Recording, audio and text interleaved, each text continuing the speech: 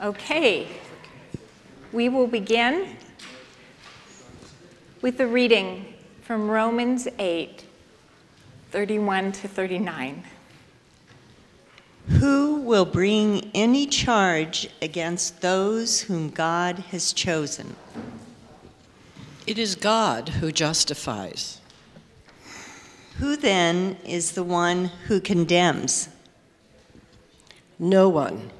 Jesus Christ, who died, more than that, who was raised to life, is at the right hand of God and is also interceding for us.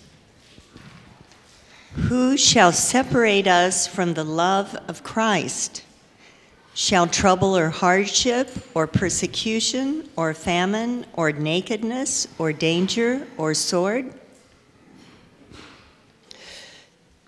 Neither death nor life, nor angels nor demons, neither the present nor the future, nor any powers, neither height nor depth, nor anything else in all creation will be able to separate us from the love of God that is in Christ Jesus our Lord.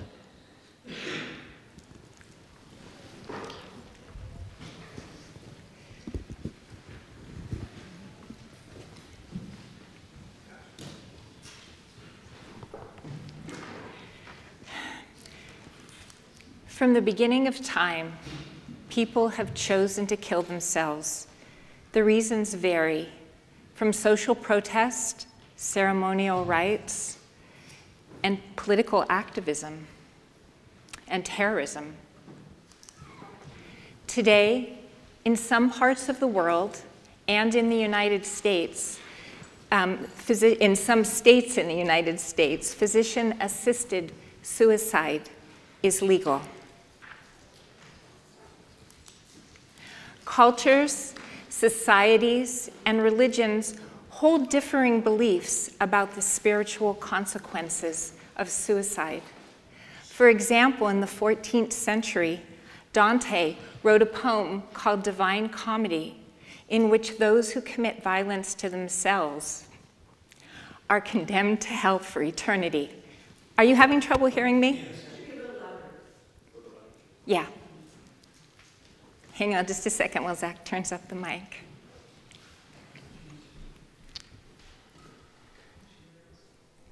Testing. How's this? Oh, yeah. Okay. Would you like me to go back a couple? Or were you okay to keep going? Okay. All right. So in the 14th century, Dante wrote a poem called Divine Comedy. In it, the souls of those who have committed violence against themselves are condemned to hell for eternity. To this day, some people consider this to be religious truth.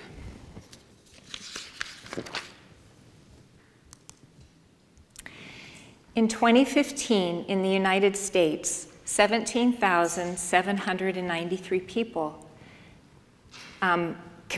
there were 17,793 homicides. In 2015, there were 44,193 suicides. That's more than twice as many. Suicide is closely linked with mental illness, which is why we're talking about suicide in this series on mental health. When we consider killing ourselves, and I say we because I'm certain that there are those among us who have considered taking their life, have experienced someone that we've known thinking that life is no longer worth living, have known someone who completed suicide. In all these circumstances, we must wrestle with what we believe about life, about death, about God.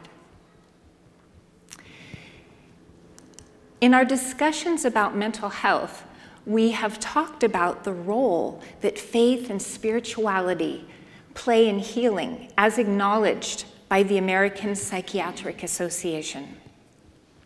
This means that we, as Christians and faith leaders, can help each other when life doesn't seem worth living. And so, with the understanding from Scripture that nothing can ever separate us from the love of God, including the thought that the world would be better off without us, we will educate ourselves about suicide. To be clear, today we're not talking about physician-assisted suicide or suicide for political or other reasons. We are only talking about suicide as the result of mental illness and other risk factors leading to a person engaging in suicidal behaviors due to extreme emotional and mental distress.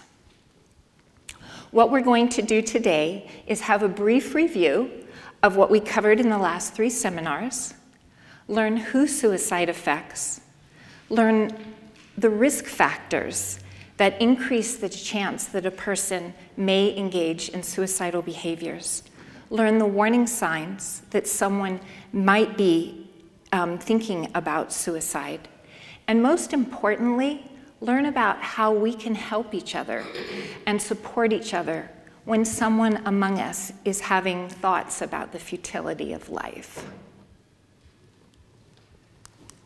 Stemming from research that began in World War II, in 2000, the Surgeon General issued a report on mental health that began a new public health paradigm in the United States.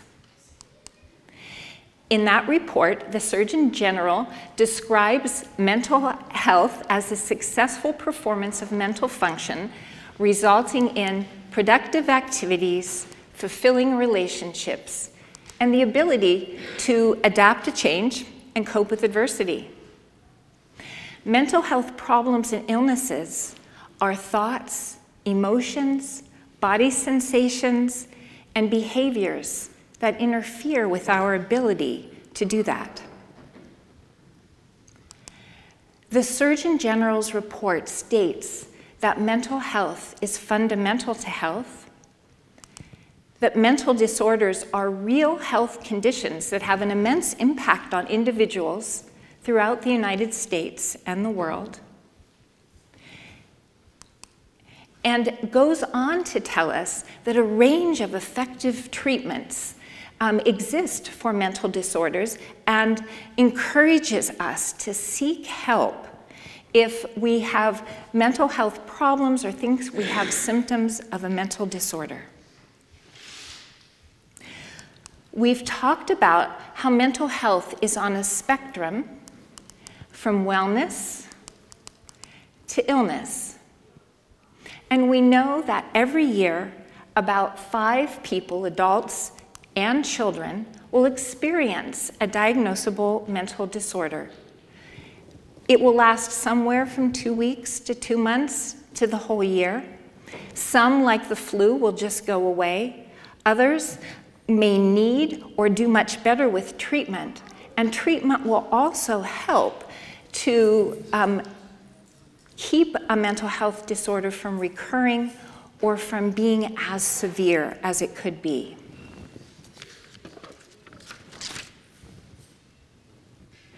We've discussed the 3 categories of mental illness that cause the greatest amount of disability in the United States: depression, anxiety disorders, and substance and alcohol use disorders.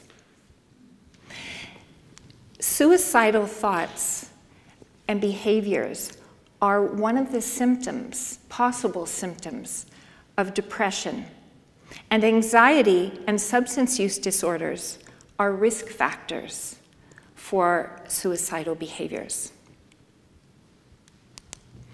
We've talked about emotions and how understanding emotions, knowing how to effectively and appropriately communicate our emotions, understanding what our emotions are telling us, and being able to regulate our emotions as necessary to function in the world are vital to good mental health.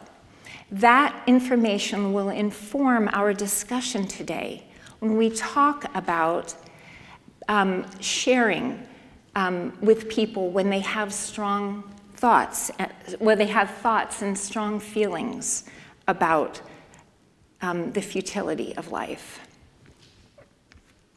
So now we'll talk about suicide.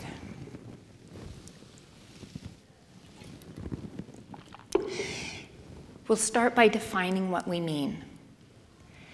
Suicide is defined as death caused by self-directed, injurious behavior with an intent to die as the result of that behavior.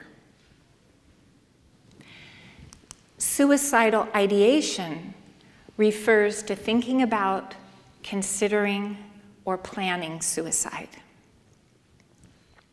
When we talk about suicide and suicide attempts, I'm going to use suicide as a verb, as in suicided, rather than saying commit suicide, which refers to suicide as if it's a crime, which in the United States it is not. And suicide as a verb is grammatically correct. We're going to talk about some suicide statistics. So if you'd like to pull out, in your packet that you got when you came in, there are a couple of pages that have some slides on them, which are a little easier to look at up close. So this first graph we're looking at is leading causes of death in the United States. And it's by selected age groups. And if we look at all ages, which is the last column here, you'll see that suicide is the 10th leading cause of death in the United States. However, for certain age groups, it's much higher. In 10 to 14-year-olds, suicide is the 3rd leading cause of death. In 15 to 34-year-olds, suicide is the 2nd leading cause of death. 3 to 4 times as many males as females complete suicide, die by suicide. 3 to 4 times as many men as women. This is because men tend to use more lethal means. More women actually make suicide attempts than men, but more men actually die from suicide.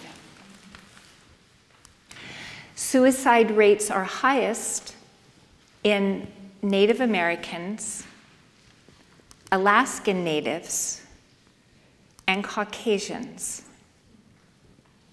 Suicide deaths and behaviors are significantly lower in people who are of Hispanic origin, African Americans, and Asians, although the numbers are still significant. This slide that you have shows the suicidal thoughts and behaviors among United States adults in 2016. And you'll notice that this circle right here shows that 1.3 million adults attempted suicide. That means that there were 30 suicide attempts for every suicide that completed. For every person who died by suicide, 30 more people attempted suicide. So think for a moment about those costs. There's the emotional burden on friends, family, colleagues. There's also an economic cost. The economic cost of first responders, emergency room visits, and follow-up treatment. And there's the economic cost of lost productivity in the workplace for the majority of people who end their life by suicide are middle-aged adults.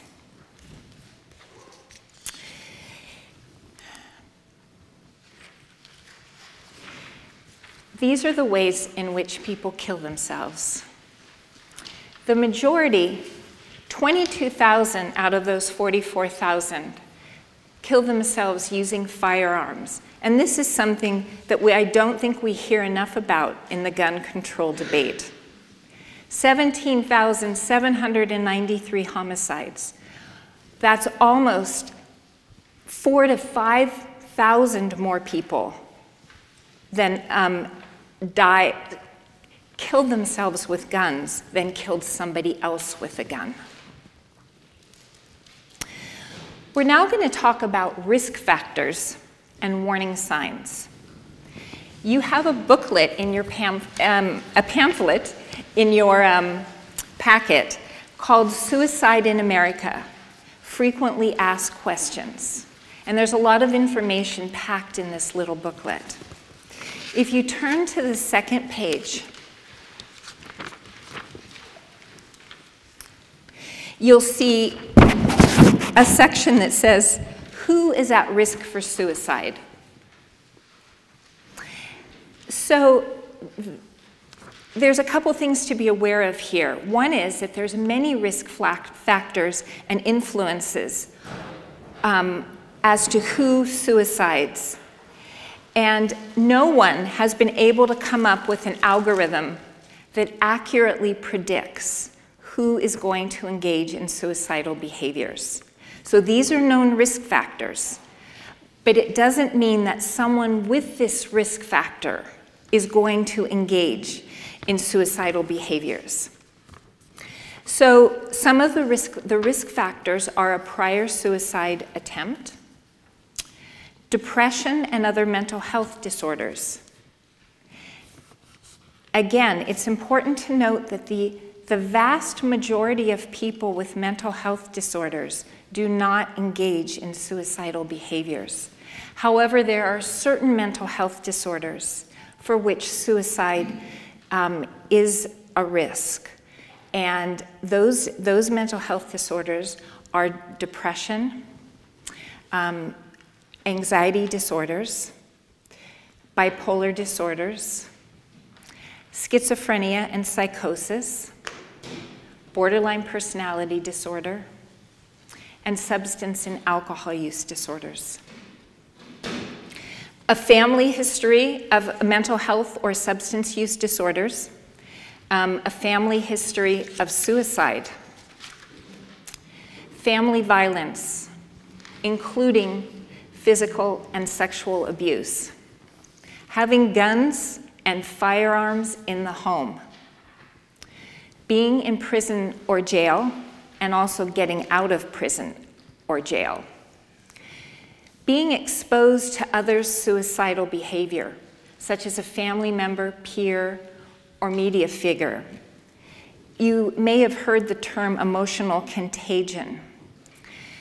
Well, research has shown that when there is a suicide in the media, that the number of suicides in the country goes up.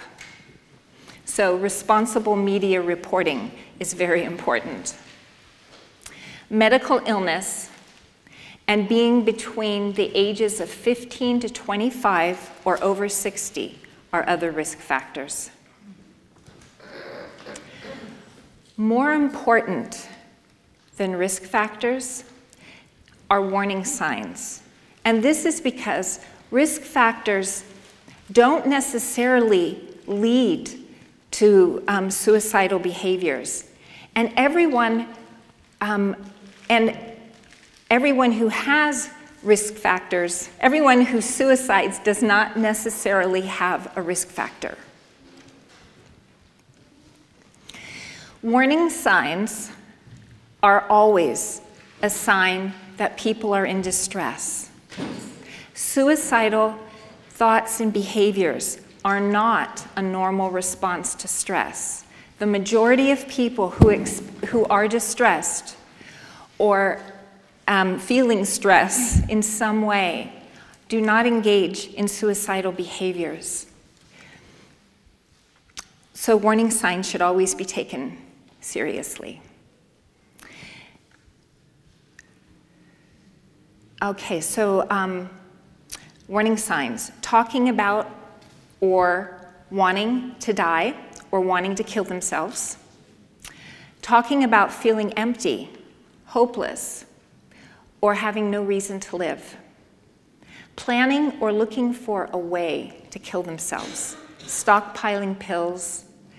Acquiring a new, something that's new, such as a gun or a rope that is potentially lethal. Talking about great guilt or shame, which, as you might remember, can be a symptom of depression. Talking about feeling trapped or feeling like there are no solutions. Research has shown that people who have poor problem-solving skills are more likely to engage in suicidal behaviors or have suicidal thoughts. Good problem-solving helps someone to not be at risk, to be less at risk for suicidal thoughts. Feeling unbearable pain, both physical and emotional. I think it's important to remember that none of us can ever judge anybody else's pain. We can never say, only a person who's feeling pain knows how bad it is for them. Talking about being a burden for others is a warning sign. Using alcohol or drugs more often, acting anxious or agitated, changing eating or sleeping habits, or perhaps showing rage or talking about revenge, seeking revenge. Taking risks that could lead to death, such as dangerous driving. Just talking or thinking about death often. Now, there are lots of times in life where it's really appropriate to talk about death. We need to talk about death. This would be if someone starts talking about death, maybe out of context, maybe talking about it a lot, in a way that you wouldn't expect, not talking about death as a normal course of life. Someone who's displaying extreme mood swings, like very happy and then suddenly, or very sad, very, very sad, and then suddenly very happy and calm. It may be an indicator that someone has decided on a suicide plan. Giving away important possessions, saying goodbye to friends and family, and putting one's affairs in order, such as making a will. Now again, it's really important for us to make wills. It's really a good thing to have our, in the world we live in, to have our affairs in order. And so it depends on the context in which this is happening. If it's coming alongside of other unusual behaviors or warning signs, it might be something to pay attention to.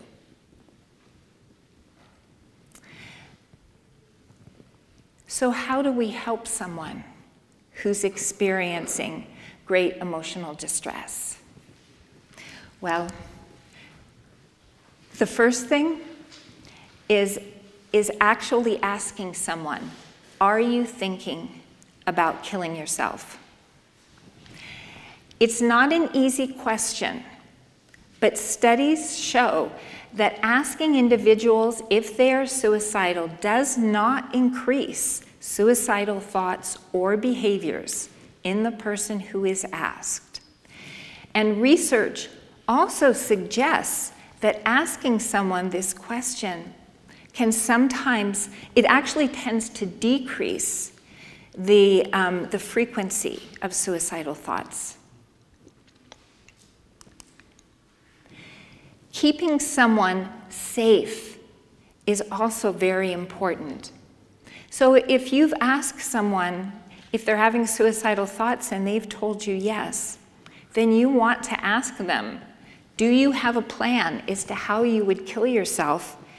And also ask them, do you have the means to carry out that plan?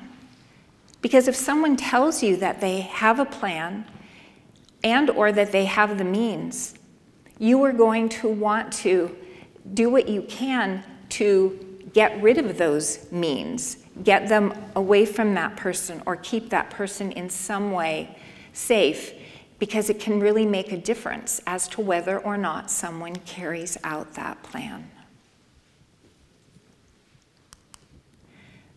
Most importantly is being there, listening carefully and learning what an individual is thinking and feeling. Years ago, in the research lab I was volunteering in, I called a suicide crisis line and asked them, how do you talk to someone who's feeling suicidal? And this is what they told me. First of all, they said to just listen.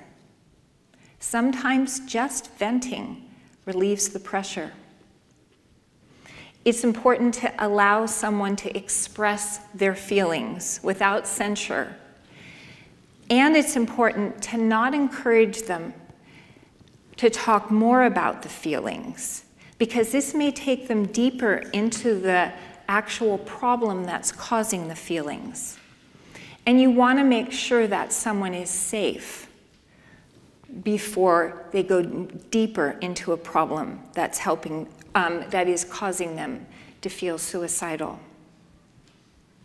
Don't ask why, because this encourages defensiveness. And don't act shocked, because that would encourage distance, create distance between you and the other person. It's important to not be judgmental. And this wouldn't be a time to discuss whether suicide is right or wrong. And it's important also not to give advice. And if someone asks for confidentiality, don't ever promise confidentiality.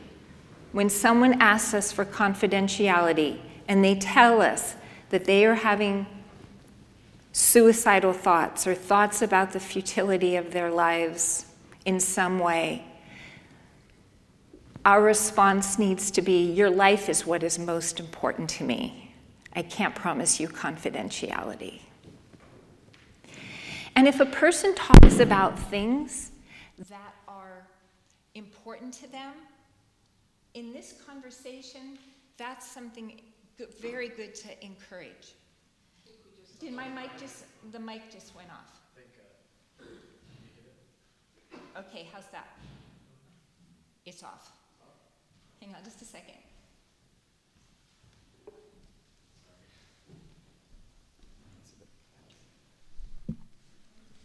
I think the battery died. Okay. Hang on. Would you like me to use the handhold? Sure. Yeah, just use that for now. Get some batteries. Okay. Backup plan. Can everybody hear? All right.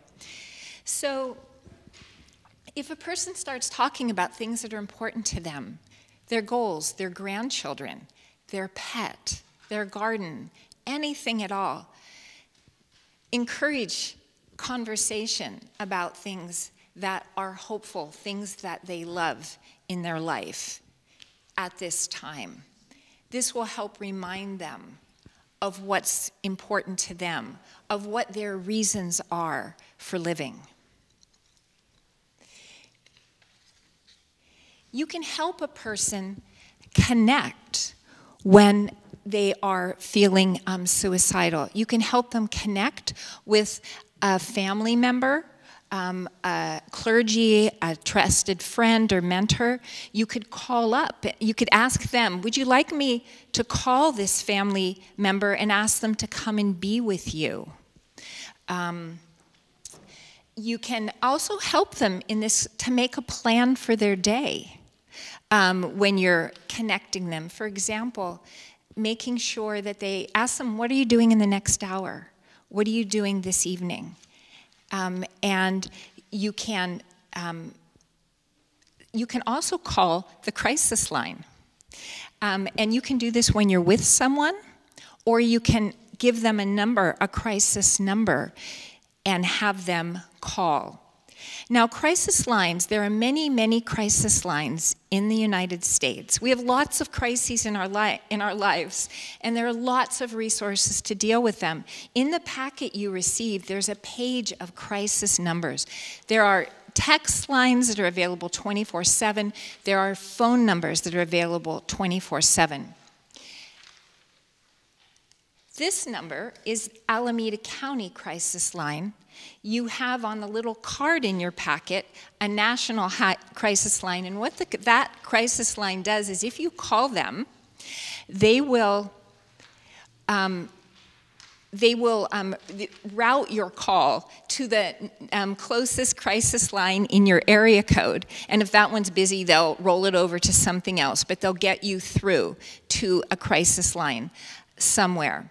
Now, making that first call can be a little scary. You know, if you don't, what's going to happen when I call a crisis line?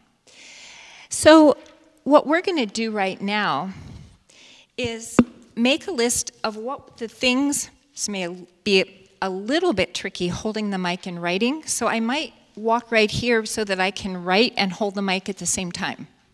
Okay. Oh, we have batteries. Okay. What we're going to do is make a list of questions that you might have. What would you want to know if you were going to call a crisis line? What would you be? Are we on? Okay. Thank you. All right. What would you want to know if you call? What would you be worried about when you called? What? Will I get arrested? Will I get arrested? Okay. Other questions. What might you want to know if you were calling a crisis line, a suicide hotline? For yourself or someone else? Will they send the police out to get me? Will they send the police to get me? Will I be taken to a hospital and locked in for a week? Okay. Will they involuntarily come get me? Take me to a hospital. Okay. Other questions you might have? Will they call my parents? Will they call my parents if I'm a minor? Okay. Does it go on my record? Whatever that is. Okay. Mm-hmm. Will anybody care? Will anybody care? Really care. Okay, will anybody really care? A question a friend of mine had when I was telling her about the seminar was, what is their training? I want to know what I'm directing someone to. Any other questions? Well, they should be from a person of color. Okay.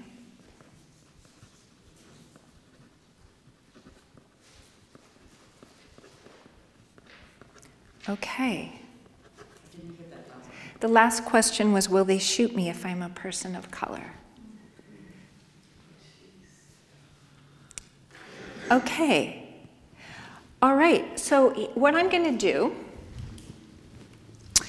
is I am going to call the crisis line. Now, I have this number programmed in my phone, and I would encourage any of you who would like to take a minute during this time and program a crisis line number into your phone. Because that way, if you ever need it, you ever want to give it to someone else, you have it with you. Because this number, like many of the crisis line numbers on the sheet you have, is available 24/7.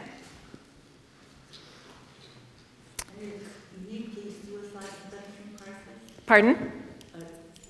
Especially just suicide prevention crisis, not other crises. Well, that's a question that we'll start with because most of these lines you can call if you're in any kind of emotional crisis. You don't have to generally be suicidal, but we'll ask that question. Okay, so I'm going to call the local crisis line number.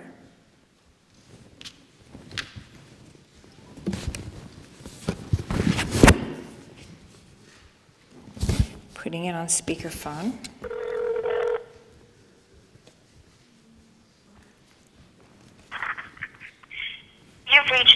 24-hour crisis line. A counselor will be with you shortly. Your call may be monitored for quality and training purposes. We're always looking to improve services. In the future, you can comment on your experience with crisis support by calling our confidential feedback line at 510-420-2463.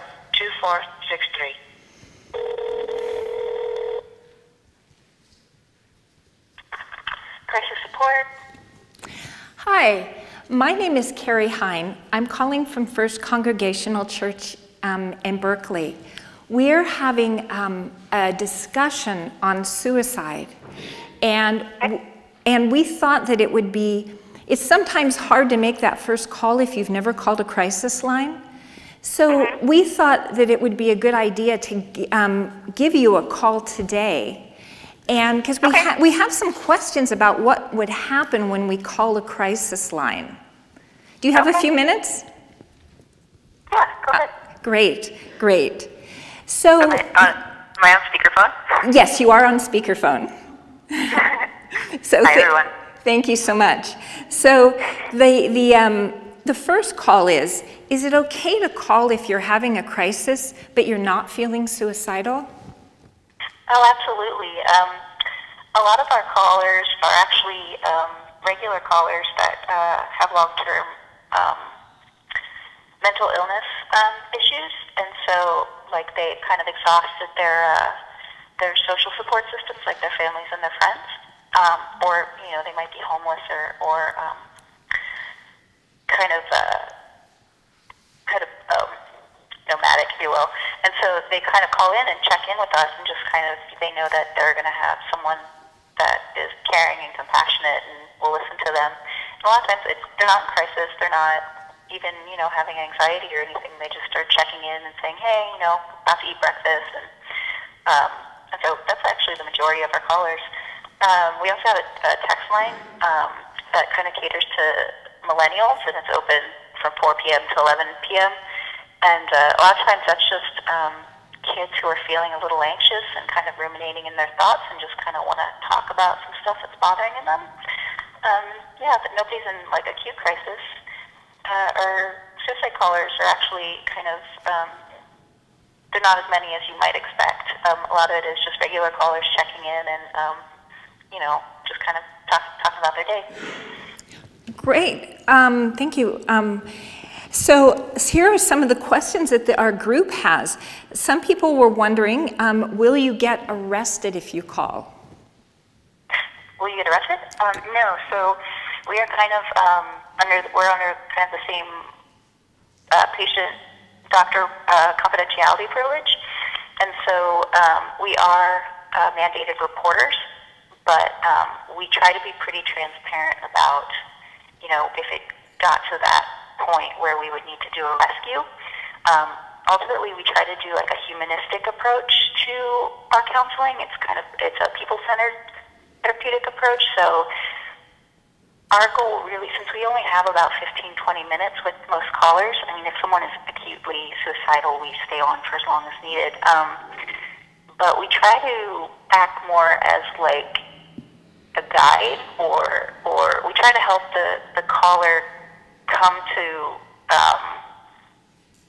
kind of help themselves and realize that they have the tools that they need to help themselves already. So if it was an acute crisis and we would have to do a rescue, we would try to work with the person to get them to be okay with it.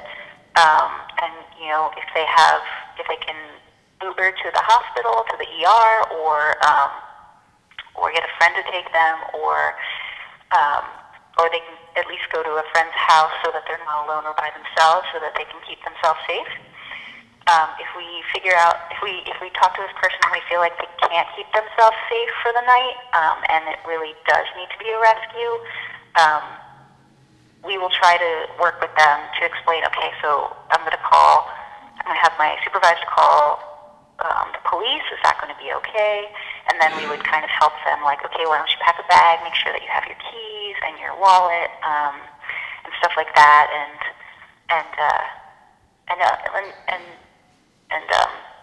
we would stay on the line with them until the police came and stuff like that. So we try not to let it be a jarring kind of experience, just kind of sending the police there on their own.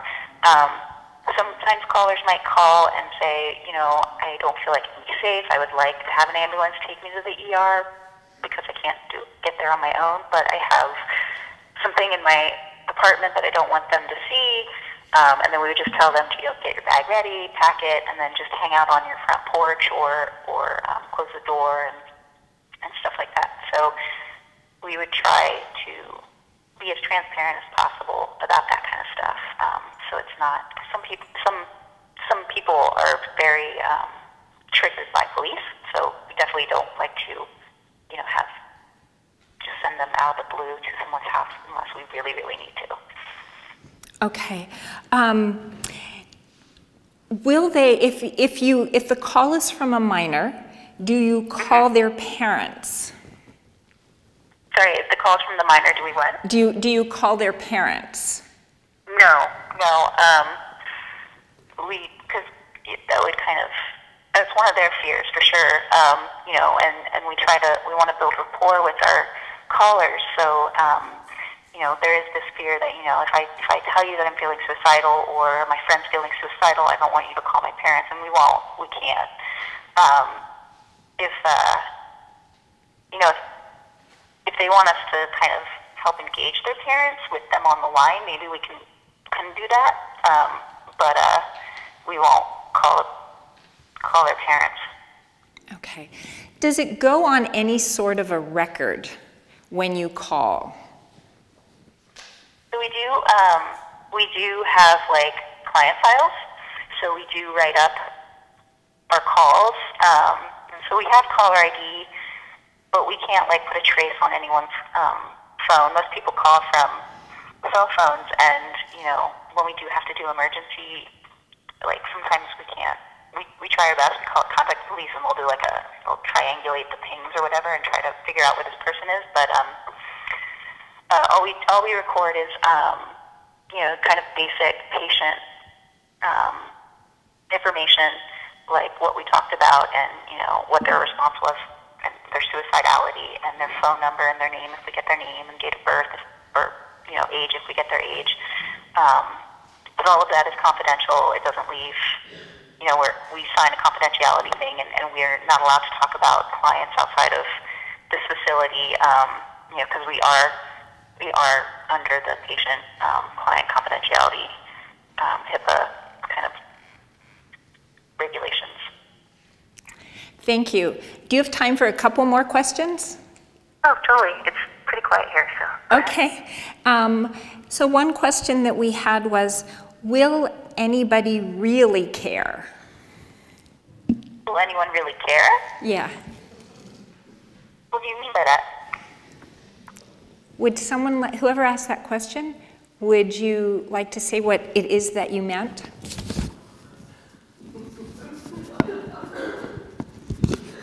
I guess the question's actually already been answered. In terms of would a person be put on hold for 20 minutes or talk to somebody who doesn't really want to stay on the line, that sort of thing, or says kind of canned responses? Well, I'll try to answer let me know if I'm getting off track. Basically, so we're all, I mean, our supervisors are staff and they're paid, but most of us are volunteers, and we just do this, you know, because we're, you know, caring and kind of naturally empathetic people. Some of us have gone through suicidal feelings or you know, have long-term depression and stuff like that, or some of us have personal experience where, you know, we're suicide survivors, a loved one, you know, killed themselves or something like that, and we just want to, you know, help people get out of that bad place that they're in. Sometimes, you know, you feel so alone when you're having these dark feelings, and, you know, you don't necessarily want to burden your family with them, so you know, reach out to us, and, you know, we talk to everybody, and we're not going to judge. You know, I can talk to a 12-year-old, I can talk to someone who's 80, and we just try to be as empathetic and understanding as possible, and because we kind of take a person-oriented approach, really what we're here to do is just to be someone to listen to and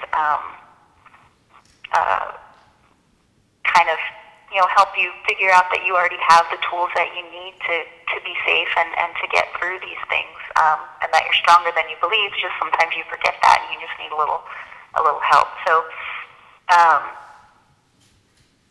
we wouldn't be here if we, didn't want to be fully participant, be a full participant, or be fully engaged with the callers that we talk to. Because in some situations it could be a matter of life and death, and we take that very seriously.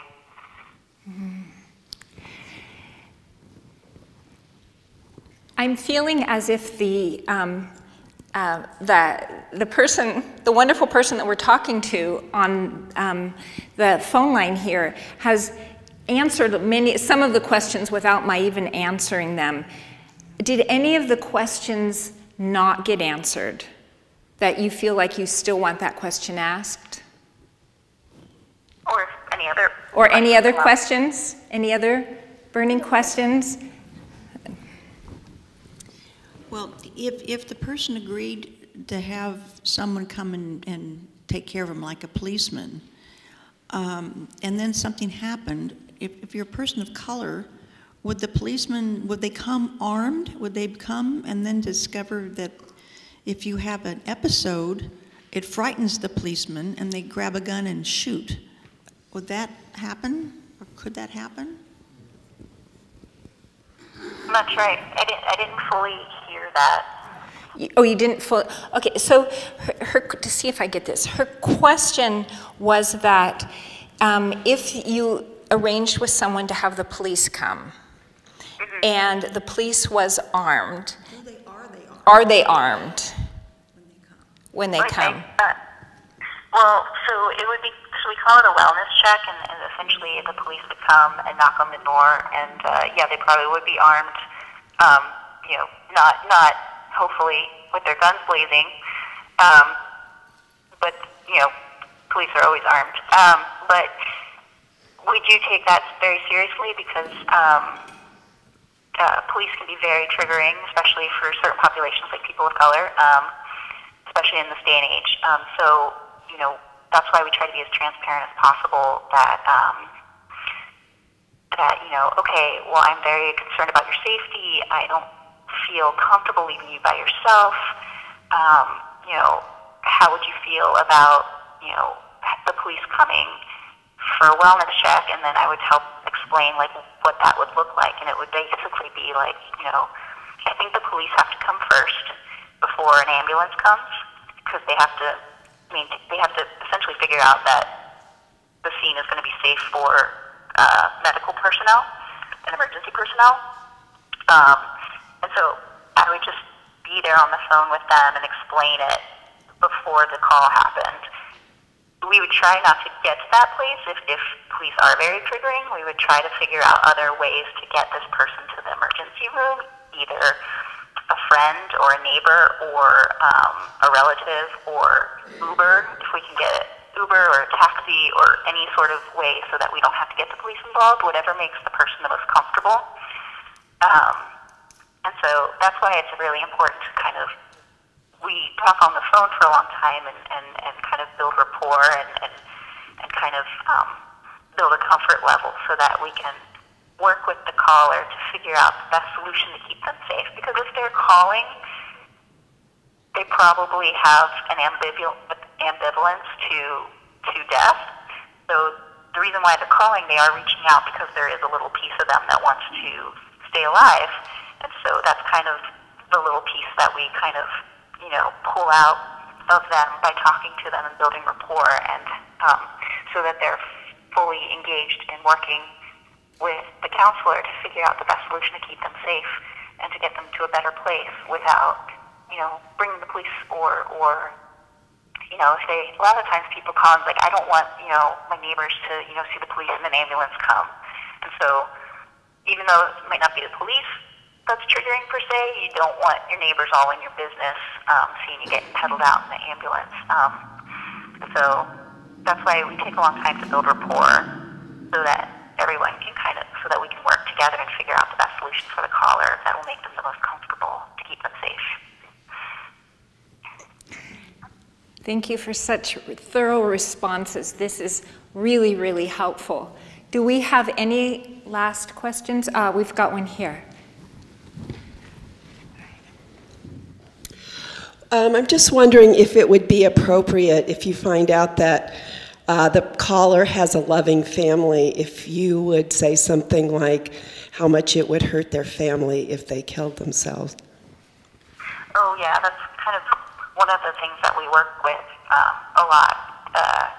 Because one of the common things that people that are in a depression feel is like they don't want to be a burden. They feel like, by telling their family that they're feeling this way, it's going to make them sad and it's going to bring them down. But there are a lot of statistics that family survivors of suicide just never recover from it, and as children of parents who commit suicide and close relatives, they have a much more they have a higher risk of killing themselves down the line, and so yeah, we do kind of in a caring way gently remind them that these people love you and they do care about you, and it would destroy their lives if you killed yourself, and they would be asking themselves this whole time, like, I wish this person had talked to me and I could have gotten them help, and I didn't know that they felt this way. And so yeah, we would kind of gently remind them of the positives that they do have in their lives, and try to figure out. Most of our referrals, as far as counseling, like in-person counseling and stuff goes, is for individuals who don't have private insurance. So we can give recommendations and referrals to other counseling and other therapy means, or inpatient situations or detox centers and stuff like that. But yeah, that is one of the things that we try to work with them, to kind of gently remind them that these people do love and care about you, and it would crush their souls if this happened. Thank you. We are coming. Yes. Sorry. I was just going to say that I did say that we're volunteers, but we do go through I think it's like 90 hours of training. I think the first 50 is just classroom training, and so we learn how to assess for suicide. That's another component of the phone call. We have to assess for suicide for every caller, even if they don't seem in acute crisis just by talking to them. You never know, and so you can also call us if you feel that someone is showing signs of suicide. We do a lot of third-party callers, like, okay, I'm concerned about my friend. They're, saying this and this and this, and we can help teach them how to assess for suicide. And so yeah, if you ever are, concerned about a friend, please feel free to call us, and we can help teach you how to assess for suicide to your friend and get them the help that they need. And so we do about 50 hours of classroom training and then 40 hours with a one-on-one trainer on taking phone calls, and then before we graduate, and then get on the phone lines by ourselves. So it does weed out people that aren't committed to doing it. So that's a very big commitment.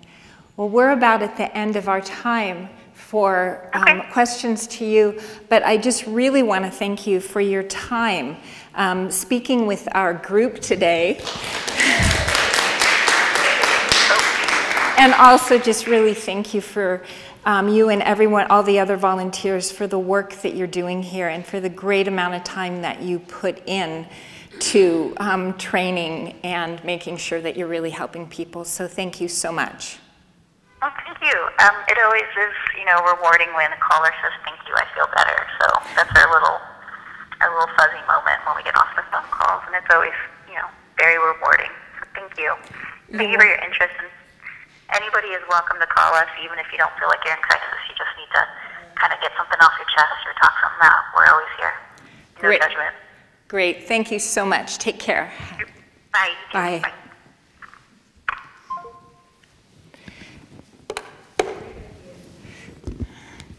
Okay, we learned a lot about crisis lines today. So, once we've, getting someone through a crisis, or, getting initial help or talking to someone is one piece. And it's really important to stay connected, because studies have shown that the number of suicidal deaths go down when someone follows up with someone after the crisis. When you call, and frequently, if you're talking to someone, you can say, can I give you a call tomorrow morning and see how you are? Can I call you, 3 hours from now and just check in and see how you're doing? Those check-ins can be really, really important in keeping people safe. Okay, so we're going to do one little exercise that will take about 4 minutes, and then we'll open it up for discussion. And what the exercise is you have in your packet a couple little note cards of different colors, and they are blank. And what we're going to do is I am going to, hopefully, play some music for a few minutes. And I'd like you to just write down the things in your life that make your life worth living. What's most important to me? What are the things that make me happy? What's my purpose? Anything like that. And you have 2 cards. You can use the color that you like best, or organize it however you like. But we'll do that for just about 4 minutes and then open it up for discussion.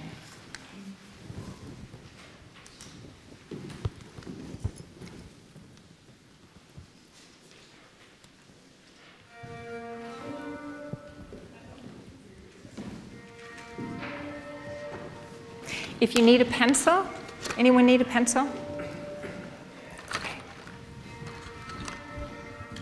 There you go. Okay. There you go. Thanks. There you go. It doesn't work. Lost its point. There you go.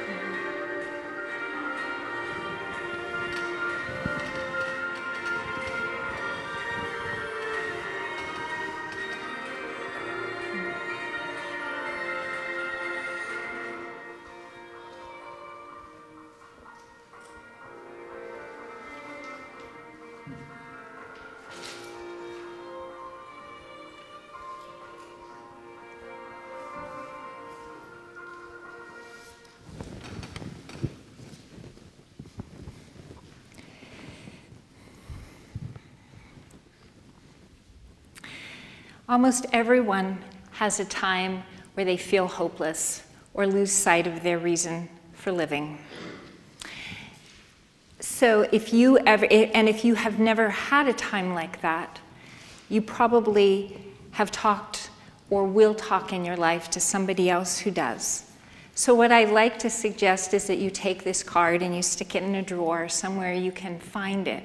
If you have a time like that, or if you are undergoing the stress that it can be to be supporting someone else who's undergoing a time like that, it can just be helpful to remember what makes you happy and what your own reasons for living are. Questions?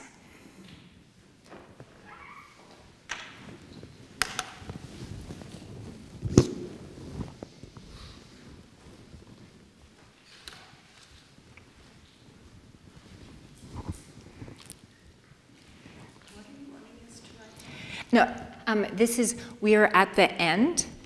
This is questions. This is our question and answer period. If anyone has questions. Yeah. I have a hard time not giving advice to people I love. And not so long ago, a person very close to me, a younger person, was very disappointed in love and went into a huge depression. And was certainly thinking about ending their lives. Oh, sorry. Should I back up? No. And luckily this person took all the guns in the house and took them to friends and told me about that, which really made me feel relieved, but not totally. And then said that their fantasy was, their idea was, to go sit on the lawn of the beloved and shoot themselves, or maybe shoot the beloved. And of course, I was, scared and horrified at that, and luckily kept my mouth shut. But my inclination and thoughts still are that ain't love. What is love? And I wanted to sort of say, if love is about losing possession and losing your possession, or is it about wishing for the welfare of the beloved? So I luckily didn't talk about that, but as you can tell, it's still on my mind. Mm-hmm. I think in these kinds of discussions, like in any emotional situation, timing is everything, in that there may yet be a place for you to share how it is that you feel about what love is, but perhaps it's just the context. In the moment when someone is very emotional and upset and thinking of shooting themselves on the lawn of their beloved might not be the time to say that's not love because they're too emotional to hear it. But there still could be a time to share, your thoughts when a person is more calm and able to hear what it is that you have to share. And if anyone else would like to even respond as well as ask another question, please. Nancy. Mine's another question. Does anybody have a response? Okay. I went through the experience of a person talking about suicide over the phone with me, a dear friend. She had lots of reasons, and they were very legitimate, and it was a horrible moment in her life, and her depression and anxiety had gotten great. And I asked her if she would promise me that she would be alive by the next morning. And she said, "I can't promise you that." And I said, "Do you have the means of committing suicide?" I used the words. And she said, "Yes, I do." And she told me what they were. And I said, "Well, I want you to call a hotline." She chose not to do that. So I went, because I was out of town. There was no one to go in and interfere. I said, "Then I'm going to need to call the crisis line." And she said, "Do not do that, because the police will come, And she was very agitated, as this woman said. And my question is really, I don't question it because it's the decision that I made, but that was to say to this dear, dear friend, I love you with all my heart. I don't want anything to happen to you. But I will get off the phone if that's what you want. And I will not call the police if that's what you want. I did call the crisis line. They gave me some other information, but that wasn't the point. And I finally had to say, you know, my prayers are the only thing that are going to work this time, because she would not promise that she would be alive the next morning. And I called her the next morning, and she was alive.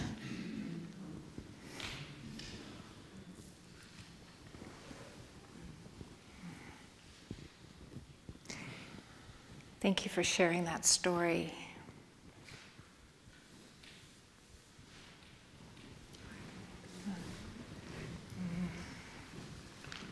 So there's a new book out by somebody in the UCC called The Life-Saving Church, which is written by a woman named Rachel Keefe, who I know from the UCC Mental Health Network. And she has said there's many books written about suicide, but there was not a book around suicide in the church.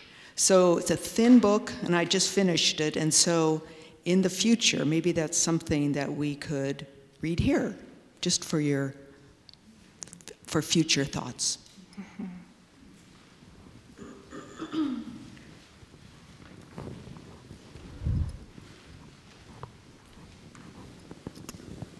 I was deeply touched by Nancy's story, and I wondered, what is our obligation if someone is at risk to hurt themselves or others, to call, I guess, the crisis line?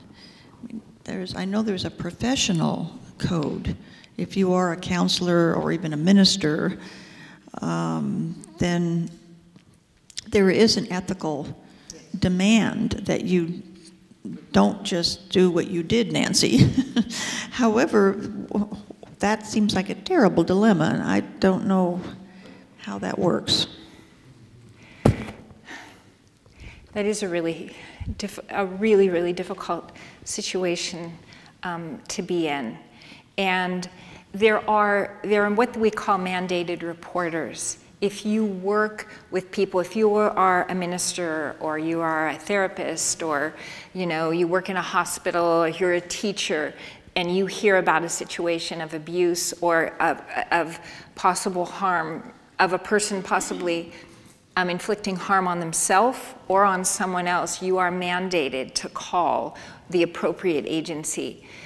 If you're not a mandated reporter in that situation, there is no legal reason that you have to make. You make the best decision, the decision that you think is best. And boy, I think that's really hard for any of us. For me to look at Nancy's situation and say what she should do, this is between her and her friend and her heart, and and it's just a situation that we have to look at what we believe and look at the information. What does the research on suicide tell us? And combine those things. What do we know about our friend? What do we know about ourselves? And make the best decision we can. Yeah. Carol. So let me just say that I work with this kind of stuff a fair amount, although not nearly as much as some people. Okay, but I think there are two really important things for any of us to do when someone is depressed or suicidal to a point that we're concerned. One is to do exactly what Nancy did, which is to express care and connection. And the other thing to do is to help them feel safe enough to talk about all their thoughts and fantasies about this. Now, you have to feel pretty comfortable in your own skin to hear that stuff, but that often helps people work their way to the other side of it. So avoiding the conversation is not a good idea, and if you have to avoid the conversation for your own personal reasons, try to help them get to someone who can help them talk this hopefully through. Thank you. Yeah. Okay, we are at the end of our time. I want to thank all of you for sitting through what can be a challenging topic, as well as for earlier seminars on mental illness and talking about difficult emotions as well as positive emotions. The next two seminars, and the next one's on mindfulness and how vitally important that is for mental health, and the one after that is on sleep. So we're moving into prevention and tools for good health. I want to especially thank the mental health ministry team, Louise and Carol for reading, and Robin is always for collaboration and support in every way, and also Carolyn Wong, who was the reviewer for this seminar. So let us end with a prayer.